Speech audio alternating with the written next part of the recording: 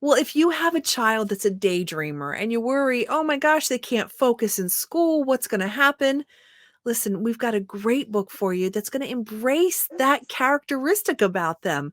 Author Candace DaMeron has written the book Dahlia Daydreamer, and Candace is here to talk about her book and how this could be a wonderful trait. Candace, welcome.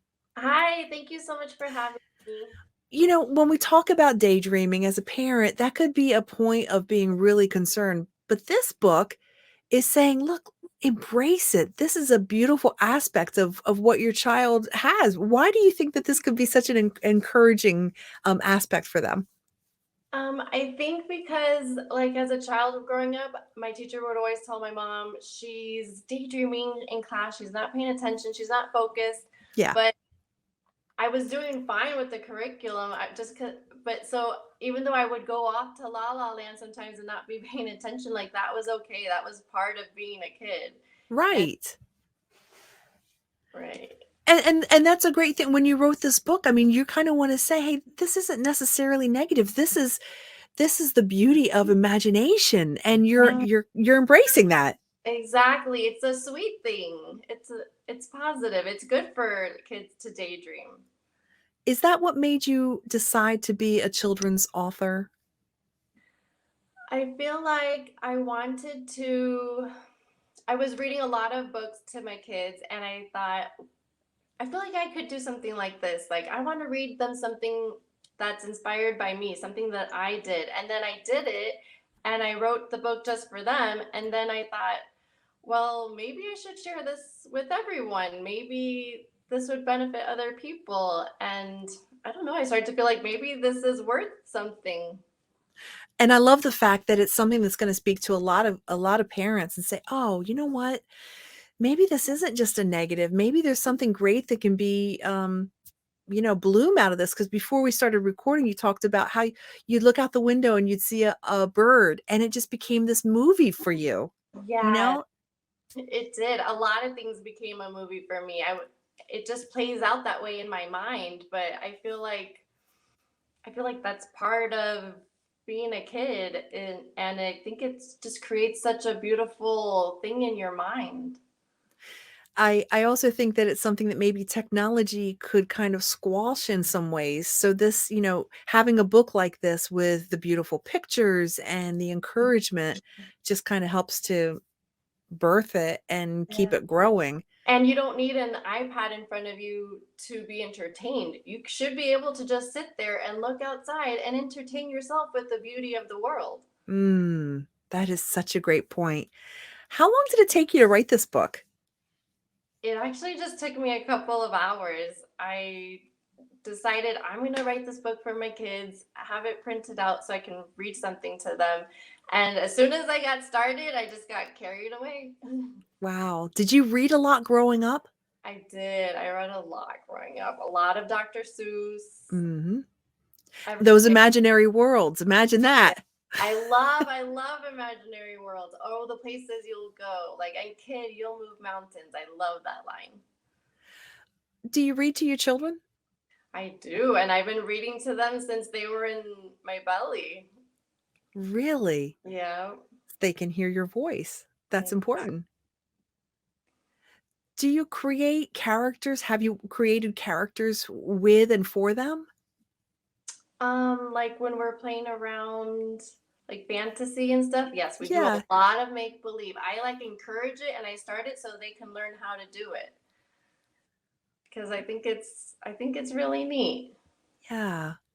You sound like a child from, honestly, like the '80s. I mean, before there was a lot of technology, and that's just such a beautiful time.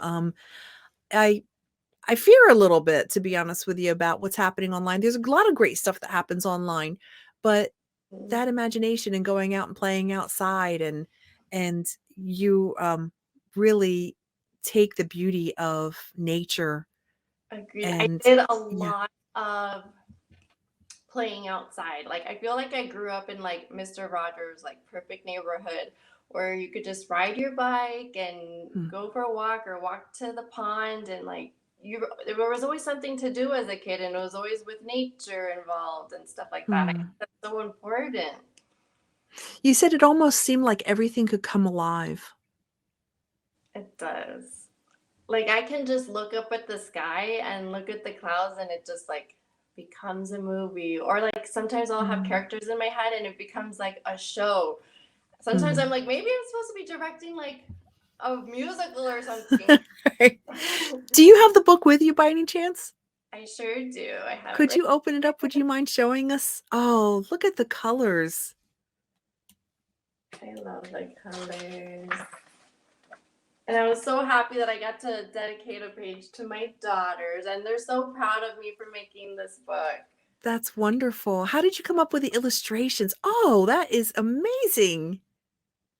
Yep, that's Who Dahlia.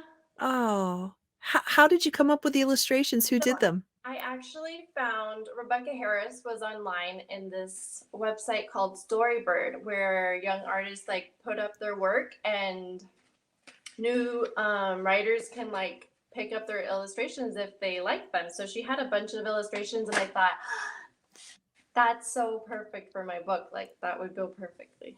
You just felt that connection, like that was Dahlia. That was that. What do your kids think about your book? Oh, they love it. They're so proud of me, and they tell everyone about it and like where they can get it. And they're like, my mommy's new book.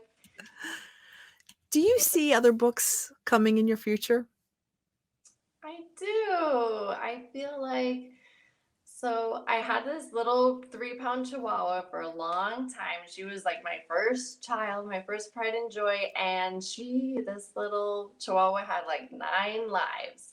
And she had like the most incredible journeys and adventures. And I feel like I want to share that with kids. You know, I love, Candace, the way that you take things that have happened in your personal life. You're not looking at other people's lives. You're taking from your own rich experiences and you're sharing those. And really, that's an encouragement for other writers. I mean, I almost feel like that would be your word to them is take from your own life and see the stories and write about it. That's true. Yeah. Like, What was the hardest part? What was the biggest learning curve for you in writing the book? mm, I feel like the hard part for me was to put it out there because I think I have like this fear of success and I like to do things just for me, not because of anything else, just Yeah. because it pleases me. So I was worried to share it and like not everybody love it the way I do. Yeah. Yeah, absolutely. Well, I think it's just gonna be an amazing success. Love the concept behind it's very unique, and, I know that you're represented by Writers Republic. Where is the book available? So it's available on writersrepublic.com and Amazon and Barnes and Noble. Yep, you can get it at all those places. And maybe next time we'll be talking about your next book about the little dog. Yes, maybe adventures, something like I love that. Well, that. I love thank you so much for joining us. Have a great day, and thanks you. again. Thanks so much. Thank Bye. you.